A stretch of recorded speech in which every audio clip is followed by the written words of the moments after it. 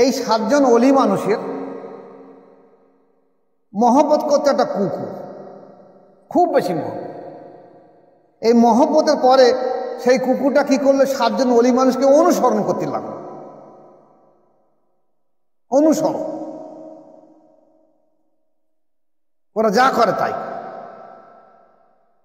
এত বেশি মহব্বত করেছে যে 7 জন আল্লাহর অলি মানুষ সেই দেশের বাদশার জুলুম অত্যাচারে তারা দেশ থেকে চলে গেছে, কুকুরটা তার অনুসরণ করে তাদের সঙ্গে সঙ্গে চলে গেছে। মহব্বত, এত মহব্বত করেছে যে আল্লাহর অলিদের মানুষ যে পথে গেছে আমরা সেই পথে যাব।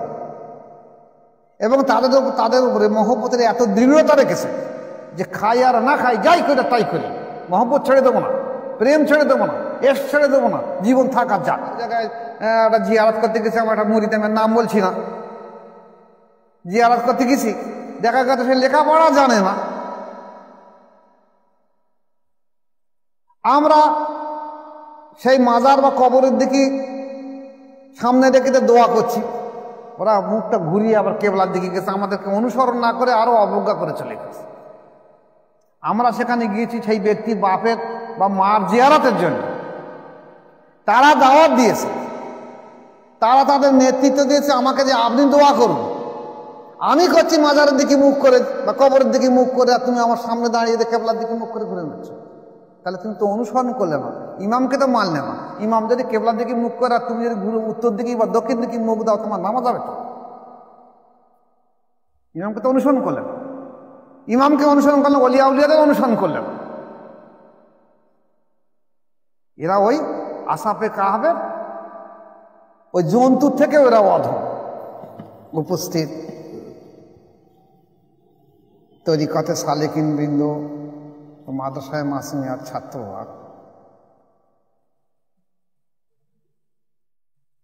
আজ তোমাদের একটা বিশেষ জিনিস বলে দিয়ে দিচ্ছি, এগুলোকে বাস্তবায়িত করার চেষ্টা লাগবে।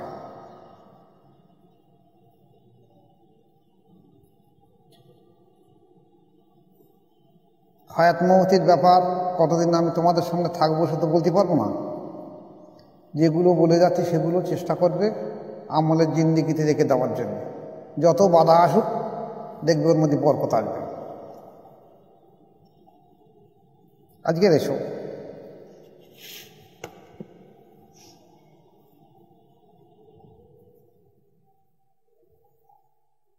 হুজুর পাক সাল্লাল্লাহু আলাইহি ওয়াসাল্লামের জমানায় উনি প্রথম অবস্থায় সাহাবাদের বলেছিলেন তোমরা মাজারের ধারে যাবে না।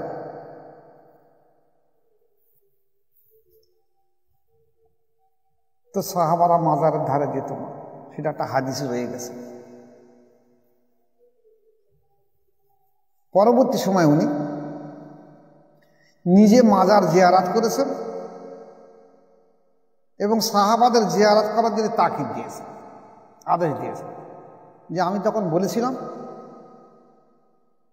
তখন তোমরা ইসলামের ভিতরে পরিপূর্ণ আত্মসমর্পণ করতে পারোনি, কারণ তোমরা শিরিক বিদআত কাজ করতে, তাই আপাতত মাজার থেকে তোমাদের মন ঘোরাতে বলেছিলাম। এখন তোমরা সংশোধন হয়েছ, তোমাদের দৃঢ়তা এসে ইমানের উপরে, ইসলামের উপরে, এখন তোমরা মাজার জিয়ারত করতে পারো, সেখানে তোমাদের শিরকের কোনো অসুবিধা হবে না। তাহলে মাজার জিয়ারত করা রাসূল পাক সাল্লাল্লাহু আলাইহি ওয়াসাল্লাম নিজে করেছেন, ওদের আমাদের সুন্নতে নবমী, সাহাবারা করেছেন, আমাদের করতে।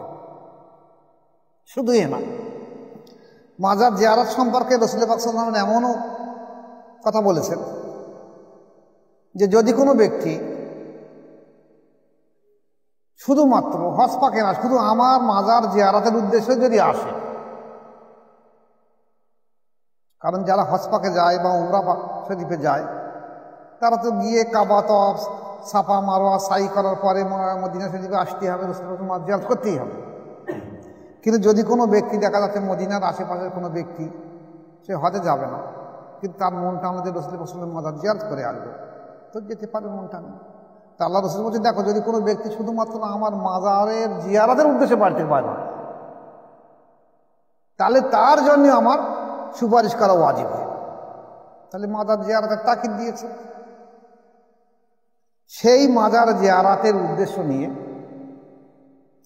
দেখা গেছে হুজুর পাক সাল্লাল্লাহু আলাইহি ওয়াসাল্লাম সবে বারাতের রাত্রে জান্নাতুল বাকিতে মাজার জিয়ারত করেছে। এবং রমজান ছাড়া অধিকাংশ রোজা উনি বেশি বেশি রোজা রেখেছেন শাবান মাসে।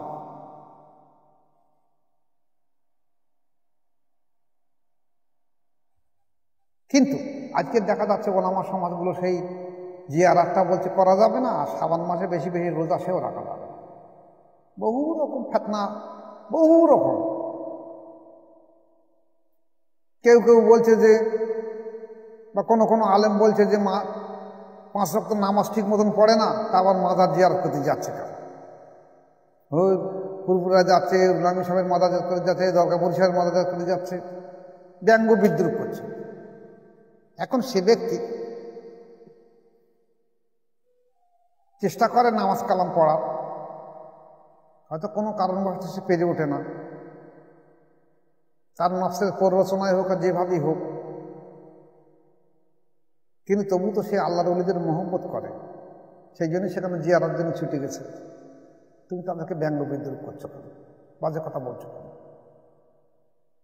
রাসূল পাক সাল্লাল্লাহু আলাইহি ওয়াসাল্লাম মাজার জিয়ারত করেছে, ওরা সেই উদ্দেশ্যে গিয়েছে এবং আল্লাহর ওলিদের মহব্বতের জন্য গিয়েছে। দ্বিতীয় হলো রাসূল পাক সাল্লাল্লাহু আলাইহি ওয়াসাল্লাম রোজা রেখেছে সবে বারাতের সময় এই মাসে, সেই হিসেবে কেউ রোজা রেখেছে, তা তোমরা তাদের খারাপ বলছো কেন? এই দেখেন, এই যে হালুয়া রুটি, হালুয়া রুটি তো ফরজ ওয়াজিব সুন্নাত নয়, ইসলামের ইবাদতের অংশ নয়, কিন্তু খাদ্যকে আপনি হারাম বলছেন কেন? এই খাদ্যটা তো হালাল, খাদ্য তো হারাম নয়, আপনি হারাম বলছেন কেন? তা যদি কেউ হারামকে হালাল বলে, হালালকে হারাম বলে, তো ঈমান থাকবে না। হালালকে হারাম বলে যেমন কাফের হবে, আবার হারামকে হালাল বলে তেমন কাফের হবে। তা তোমরা লেখাপড়া শিখে মাওলানা, মৌলবি, হাফেজ, কারি, মুফতি সেজেছ, হাইকুল হাদিস সেজেছ, সেই যে তোমরা এইসব ফতোয়া দিয়ে দিচ্ছ সবে বারাতে হালুয়া রুটি হারাম হারাম হারাম, খাদ্য হারাম হয় কি করে? যারা করছে তারা কিন্তু সবে বারাতের হালুয়া রুটিকে ইবাদতের অংশ বলে করে না, ফরজ ওয়াজিব সুন্নাত হিসেবে করছে না। তারা করছে আগে থেকে একটা প্রথা হয়ে আসছে, এছাড়া কাজটা তো খারাপ নয়। দিনের বেলা কিছু হালুয়া রুটি পায়েস করবে, করে কিছু গদি বেতি মেশিন কাঙাল মেশিনকে দিয়ে দেবে, যারাও খাবে। রাত্রে ভাত খাইলে ঘুম পাবে, রুটি পায়েস খালে ঘুমটা কম পাবে, শুকনো জিনিস। এরপরেও দেখা গেছে আমাদের দেশে আগে মহরমের উদ্দেশ্যে লাঠি খেলা হতো, ঢোল তাবলা বাজতো, তা বয়স্ক মানুষরা বলতো যে বোধহয় মহরমের চাঁদ উঠেছে, ওই দেখো ঢোল বাজছে, বোঝা যেত। আর বাচ্চারা যখন সবে বারাতের চাঁদ ওঠে, তখন মারা হালুয়া রুটি পায়েস করে, এরা বুঝতে পারে যে সবে বারাতের চাঁদ উঠেছে, মানে সেই জন্য হালুয়া রুটি হাঁটছে। তাহলে একটা মানুষকে যদি জিজ্ঞাসা করা হয় মহরমের চাঁদ উঠেছে কবে, সে বলতে পারবে না। সবে বারাতের চাঁদ উঠেছে করে বলতে পারবে না, কিন্তু সে যদি পিঠে পায়েস হয় বলে দেবে নিশ্চয়ই সবে বারাত হচ্ছে। এরপর আসো, ওলামা সমাজ বলতে সবে বারাতের ইবাদত করতে হবে বেশি পরিমাণে। ঠিক আছে, ইবাদত করা হবে। এখন নাবালক আর নাবালিকা, রোজা তো সবার জন্যই ফরজ নয়, নামাজটা সবার জন্যই ফরজ নয়, নাবালক নাবালিকার জন্য রোজা ফরজ নয়, মুসাফিরদের জন্য রোজা ফরজ নয়। একটা নাবালক নাবালিকা, বাচ্চা মেয়ে ছেলেরা, তারা আনন্দ করবে তো সবে বারাতের উদ্দেশ্যে। তাদেরকে আনন্দগুলো উঠেই যাবে সমাজ থেকে, কিছু আনন্দ থাকবে না। হ্যাঁ, বাজিপাটকে পাঠানোর নিষেধাই মেনে নিলাম, ওটা না করো, কিন্তু তারা হয়তো একটু মোমবাতি জ্বালাবে। সে তো আমি বলে দিয়ে দিয়েছি যে এই টিউবলাইটগুলো বন্ধ করে মোমবাতি জ্বালাক, তারা অপচয় দুটো না করে। কিংবা আরও আনন্দ করতে পারে যে টিউবলাইটগুলো বন্ধ করে, তারা চুনি লাইট জ্বালাক, আরও আনন্দ করতে পারে। বাচ্চাদের একটু আনন্দ করার দরকার, পাশের বাড়ি যাবে, একটু হালুয়া রুটি পায়েস খাবে, ওর বাড়ি যাবে, ওর বাড়ি যাবে, একটু আনন্দ করবে। তোমরা সমস্ত কিছু আনন্দ বন্ধ করে দিয়ে দিচ্ছ। তার ফলশ্রুতি এই সমাজটা কী হয়ে যাচ্ছে, এখন এই মোবাইল নিয়ে বসে গেছে। আর যত সব নোংরামু খারাপ কাজ করতে মোবাইল থেকে, তোমরা সেগুলো আর মানা করতে পারছো না। আমাদের ছোটবেলা দেখেছি পুরপুরা মেজুর সাহেব আসতে ভাঙড়ে, উনি এসে বলেছিলেন যে বাড়ি টিভি আছে সে বাড়ি খাওয়া যাবে না, হারাম। তো যাদের বাড়ি টিভি আছে মানুষ তাদেরকে ঘৃণার চোখে দেখতে। এখন তো টিভির থেকে আরো খারাপ জিনিস হল মোবাইল। সবার পকেটে পকেটে রয়েছে, আলেমদের রয়েছে, মাওলানা, হাফেজ, কারি, মুফতি, সবার পকেটে রয়েছে মোবাইল। এবার কি ফতোয়া দেবে? এর মাধ্যম দিয়ে সমাজ খারাপ হয়ে যাচ্ছে। বাচ্চাদেরকে আনন্দ সব উঠে যাচ্ছে একদম আস্তে আস্তে। বলছে বল খেলা যাবে না, ক্রিকেট খেলা যাবে না, হাডুডু খেলা যাবে না, খেলা যাবে না, দৌড় খেলা যাবে না, যত রকম খেলাধুলো তুলে দিয়ে দিয়ে এদের বিনোদন বন্ধ হয়ে গেছে। ফলে এরা বাধ্য হয়ে মোবাইলে বসে তাদের যত অপকর্ম কাজ করছে মোবাইলের মাধ্যমে। যাতে আমার আলোচনা সে দেখি নয়। আজকে আলোচনা হলো যে জিয়ারাত সম্পর্কে, যে রসুল পাক সাল্লাল্লাহু আলাইহি ওয়াসাল্লামের উনি যে জিয়ারাতের তাকিদ দিয়েছেন, তাতে যদি সমাজের মানুষ ফুরফুরা বা বসিরহাটের উল্লামী সাহেবের ওখানে বা দরগাপুরি সাহেবের ওখানে যদি জিয়ারত করতে যায়, তাহলে ওলামা সমাজ তোমাদের এত গাত্র জ্বালা পড়েছে কেন? তোমরা তো যাও না, তোমরা কি জানো না যে জিয়ারত সম্পর্কে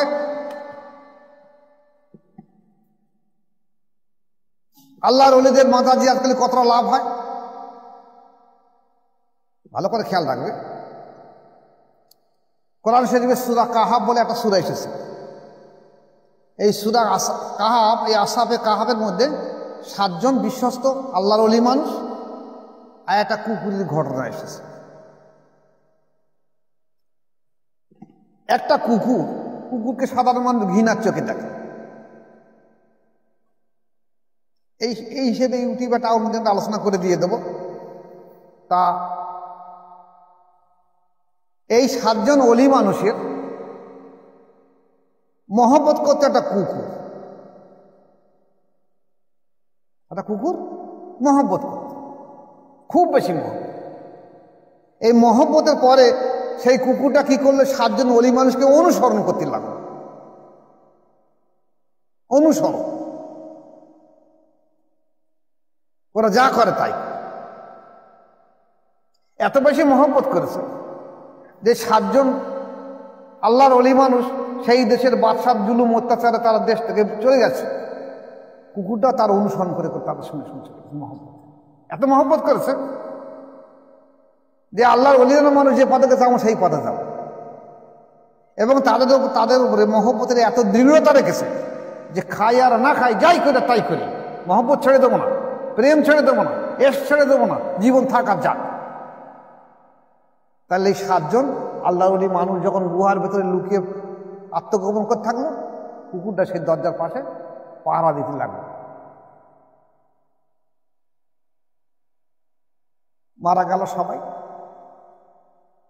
আল্লাহর আবার হুকুম হলো, 300-400 বছর পরে সবাই আবার জীবিত হয়ে উঠল। কুকুরও জীবিত হয়ে উঠল এবং সেই কুকুরের কথা কোরআন শরীফে লিখে দেওয়া হলো নাকি।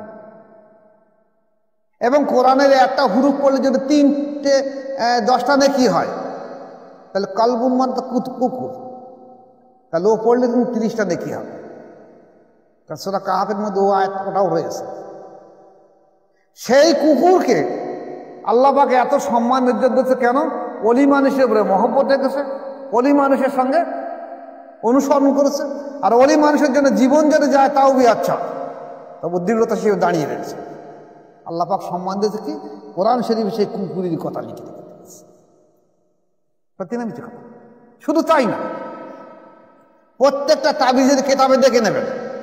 রুহুল আমিন রহমতুল্লাহ তাবিজের কেতাব, নেসারউদ্দিন সাহেবের তাবিজের কেতাব থেকে আরম্ভ করে আশরাফ আলী থানভী সাহেবের তাবিজের কেতাব দেখে নেবেন। সমস্ত তাবিজের কেতাবে লেখা রয়েছে, যদি কোনো ব্যক্তির বাড়ির জেন বা দৈত্যের উপদ্রব হয় বা ব্যবসা বাণিজ্যের অসুবিধা হয়, তাহলে এই আসহাবে কাহাফের নাম আর তার মাজায় সে কুকুর নাম লিখে দিয়ে লটকে দিলি দেখা যাবে, সেখান থেকে জেনেরা পালিয়ে যাবে এবং বরকত হবে। তোমরা এমন মারা না, তোমাদের নাম কেউ লেখে না, কুকুরের নামও লিখে যাচ্ছে। তোমরা আল্লাহর ওলিকে ঘৃণার চোখে দেখছো বলে আল্লাহ তোমাদের ইজ্জত দেয়নি। আর একটা কুত্তা চতুষ্পদ জানোয়ার, সে আল্লাহর ওলিদের সম্মান ইজ্জত করেছে, মহব্বত করেছে, প্রেম করেছে, অনুসরণ করেছে, তার জন্য জীবন দিয়েছে। তাই আল্লাহ পাক তার নাম কোরআন শরীফের ভিতরে রেখে দিয়েছে, এবং তার নাম এই আসহাবে কাহাফের সঙ্গে সেই কুকুরের নামও যদি লটকে দেওয়া হয়, সেখান থেকে জিন পালিয়ে যায়। এমনকি যে বাড়ি, যে ব্যবসার বরকত হয় না, সেখানে এই আসহাবে কাহাফের সঙ্গে কুকুরের নাম লিখে দিলে সেখানে ব্যবসার বরকত হয়। তাহলে তোমরা এমন আলেম, এমন মাওলানা, এমন হাফেজ, কাজী, মুফতি, তোমাদের বললো আমাদের নাম লিখে দিলে সিঁড়ি খাবে, আর কুকুরের নাম লিখে দিলে কিন্তু জেন পালাচ্ছে। তোমরা কি রকম মানুষ? তোমরা এই চতুষ্পদ জানোয়ার উত্তম না তোমরা উত্তম? সে অনুসরণ করতে দেরি করছে, তোমরা অনুসরণ তুলে দিয়ে দিচ্ছ। এই প্রসঙ্গে আসি।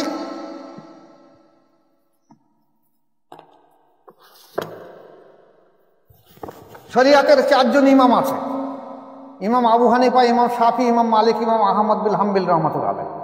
ইমাম আবু হানিফা রহমাতুল্লাহ আলাইহি সর্বপ্রথম হাদিসের কিতাব লিখেছেন, কিন্তু আজকে এনার নামটা উঠেই যাচ্ছে। এখন সেই 66টা হাদিস মুখস্থ করে করে মানুষ এমন করে ফেলেছে যে ইমাম আবু হানিফা রহমাতুল্লাহ হাদিসটা উঠেই গেছে, মসনাদ ইমাম আবু হানিফা উঠেই গেছে, মানুষ তুলে দিচ্ছে।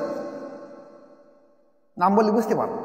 এই ইমাম আবু হানিফা রহমাতুল্লাহ আলাইহি দেখেন, রাসূল পাক সাল্লাল্লাহু আলাইহি ওয়াসাল্লামের রওজা জিয়ারতের সম্পর্কে বলছে। উনি বলছে যে আমি ইবনে উমর রাদিয়াল্লাহু কাছে শুনেছি, উনি বলেছেন যে তোমরা সুন্নত তরিকা হলো, তোমরা যখন রাসূল পাক সাল্লাল্লাহু আলাইহি ওয়াসাল্লামের মাজার জিয়ারত করতে যাবে তখন কাবার দিকে পিছন দেবে, যে আল্লাহ রসুলের মাজারের সামনে দাঁড়াবে, কাবার দিকে পিছনে দাঁড়িয়ে আল্লাহ রসুলকে সালাম জানাবে বা দোয়া করবে। রাসূল পাক সাল্লাল্লাহু আলাইহি ওয়াসাল্লামের মাজার জিয়ারত করার ইতিহাস মুসনাদ ইমাম আবু হানিফা রাহমাতুল্লাহ। এছাড়া হযরত ইবনে উমর রাদিয়াল্লাহু আনহু যখন বাইরে যেতেন বা বাইরের সফর থেকে ফিরে আসতেন, তখন রাসূল পাক সাল্লাল্লাহু আলাইহি ওয়াসাল্লামের মাজার জিয়ারত করতে যেতেন এবং কিবলার দিকে পিছন দিয়ে আল্লাহ রসুলের মাজার সামনে দেখে সেখানে উনি দোয়া করতেন। আমাদের দেশের আলেম ওলামারা বলছে কি, কবর বা মাজার সামনে দেখে দোয়া করা দাও না, শিরক হবে, কাবার দিকে কেবলার দিকে মুখ কর, কেবলার দিকে মুখ কর, শিরক হবে। কিন্তু আল্লাহ রসুল সাল্লাল্লাহু আলাইহি ওয়াসাল্লাম মাজারের দিকে আসতে গিয়ে বলেছে কেবলার দিকে পিছন দিয়ে মাজার দিকে মুখ করে দেওয়া। যেখানে মাজার জিয়ারতের সহি দলিল রয়ে গেছে, দেখবেন অধিকাংশ ওলামারা এই কতদিন এক জায়গায় একটা জিয়ারত করতে গেছে, আমার একটা মুরিদ, আমার নাম বলছি না, জিয়ারত করতে গেছি, দেখা গেছে সে লেখাপড়া জানে না। আমরা সেই মাজার বা কবরের দিকে সামনে রেখে দোয়া করছি, ওরা মুখটা ঘুরিয়ে আবার কেবলার দিকে গেছে, আমাদেরকে অনুসরণ না করে আরো অবজ্ঞা করে চলে গেছে। আমরা সেখানে গিয়েছি সেই ব্যক্তি বাপের বা মার জিয়ারতের জন্য, তারা দাওয়াত দিয়েছে, তারা তাদের নেতৃত্ব দিয়েছে আমাকে যে আপনি দোয়া করুন। আমি করছি মাজারের দিকে মুখ করে বা কবরের দিকে মুখ করে, আর তুমি আমার সামনে দাঁড়িয়ে কেবলার দিকে মুখ করে ঘুরে নিচ্ছ। তাহলে তুমি তো অনুসরণ করলে না, ইমামকে তো মানলে না। ইমাম যদি কেবলার দিকে মুখ করে আর তুমি যদি উত্তর দিকে বা দক্ষিণ দিকে মুখ দাও, তোমার নামাজ হবে তো? ইমামকে তো অনুসরণ করলে না। ইমামকে অনুসরণ করলে ওলিয়া উলিয়াদের অনুসরণ করলেন। এরা ওই আসহাবে কাহাফের ওই জন্তুর থেকে এরা অধম, এরা আল্লাহর ওলি অনুসরণ করলো না। ভালো করে খেয়াল করবেন, আল্লাহর ওলিদের অনুসরণ করলে আল্লাহ পাকে এমন দরজা সম্মান দেয়।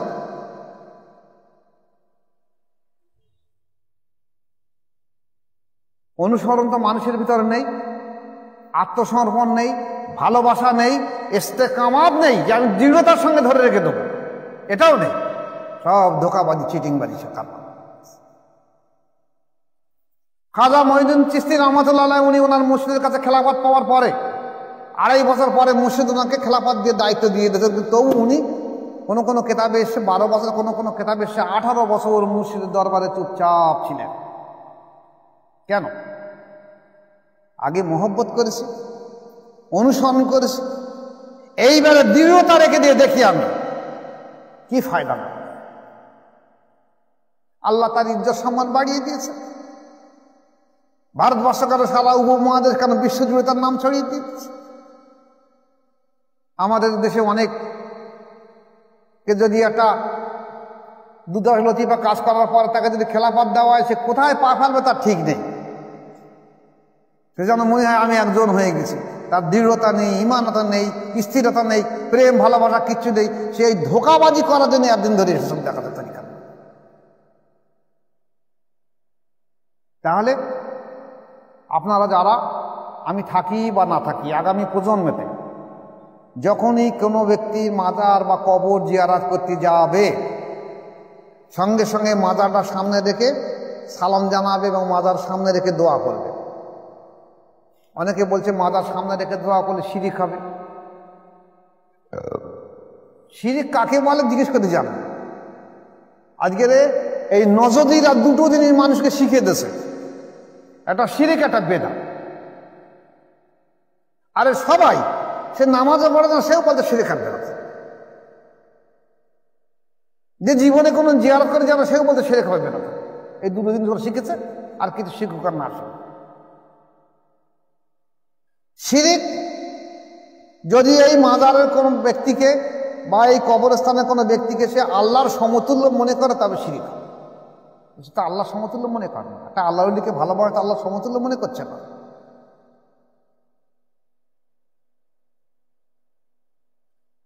আমি আমার আব্বার মাজার জিয়ারত করার সময় এরকম ধরনের মাজার যখন সামনে রেখে করি, দেখা যাচ্ছে আমার অনেক তরিকার ভাইরা, আমার নিজের ভাইরা পর্যন্ত আপত্তি করেছে, কেবলার দিকে মুখ করবে। আসলে এরা সুন্নি জামাত বলছে, দাড়ি টুপি সব রেখে দিয়েছে, কিন্তু কেতাব পড়ছে, ইউটিউব দেখছে, আকিদাগতভাবে সব ওয়াহাবি। প্রত্যেকের বার হতে পারছে। আমিও কতদিন থাকবো তার ঠিক নেই। যতগুলো মানুষ আমার অনুসরণ করে, ভালোবাসে, অনুসরণ করে, তার এই অনুসরণের উপরে আমি দোয়া রাখি তারা যেন চিরকাল কামিয়াবি থাকে, যতদিন বেঁচে থাকে।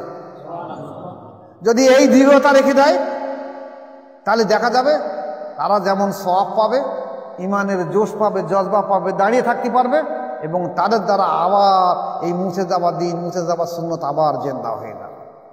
আমি দোয়া রাখি যে আল্লাহ পাক আমাদের প্রত্যেক ভাইকে এর উপরে টিকে থাকার তৌফিক দেখ। ওমা আলাইনা ইল্লাল বালাগ। আসসালামু আলাইকুম ওয়া রাহমাতুল্লাহি ওয়া বারাকাতুহু।